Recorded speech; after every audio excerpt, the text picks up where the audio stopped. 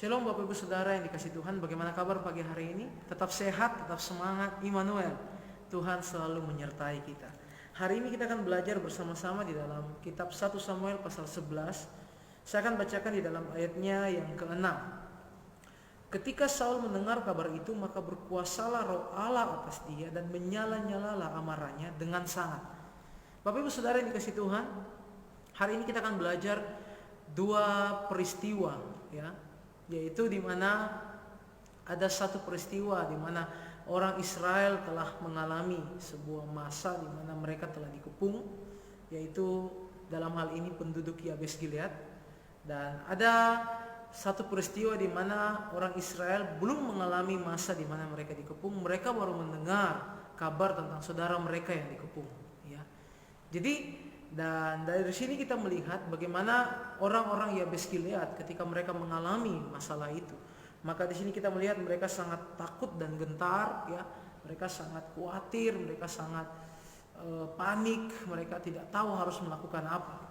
Dan anehnya ketika kabar itu disampaikan oleh para utusan kepada orang-orang yang ada di daerahnya Saul, yaitu di Gibea Saul, maka ayat 4 di sini dikatakan, menangislah bangsa itu dengan suara nyaring.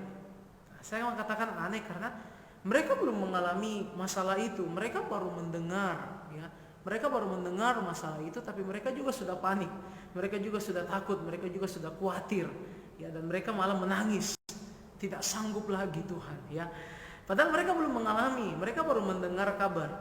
Tetapi menarik sekali, berbeda sikapnya Saul dengan orang-orang yang bersamanya saat itu. Kalau orang-orang bersamanya di ayat 4 itu menangislah mereka. Tetapi ketika Saul mendengar kabar itu, ayat 6 di sini dikatakan, berkuasalah roh Allah atas dia dan menyala-nyalalah amarahnya dengan sangat.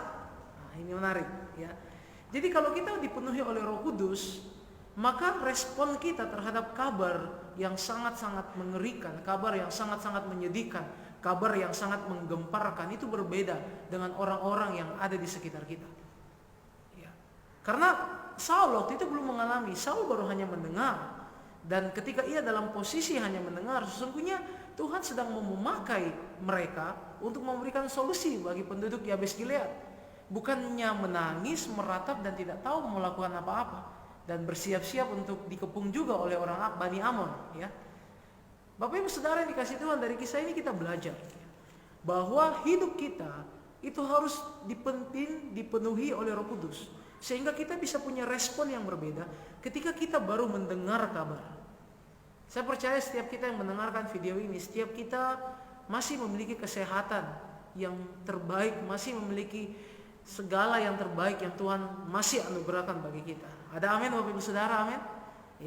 Saya percaya virus-virus itu dijauhkan dari kita. Tetapi bagi orang-orang yang kita tahu, orang-orang yang kita dengar, ketika kita mendengar kabar mereka, ini terjangkit, kita pasti juga ketakutan, kita panik. Tetapi saya percaya kalau kita punya Roh Kudus, maka Roh Kudus yang akan membuat semangat kita.